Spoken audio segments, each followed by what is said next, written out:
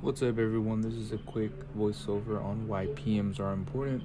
I was in for routine PM and did a quick visual inspection and saw that the end cap was missing and the brake on the tube head was not very sturdy. Quickly realized that one of the cap ends on the tube head was missing, and there were some screws missing as well, causing it to be kind of loose and not hold firmly.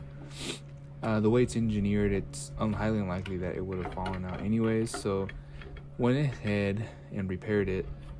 And upon repairing, I noticed a few other things, just to double check, and noticed that some of the screws on the tube on the inside that hold it, not the tube itself, but just the brake and the assembly, were missing. It wasn't a huge deal breaker, but put them back in there with some Loctite and verified that it was working, and noticed that the towel brake was not functioning.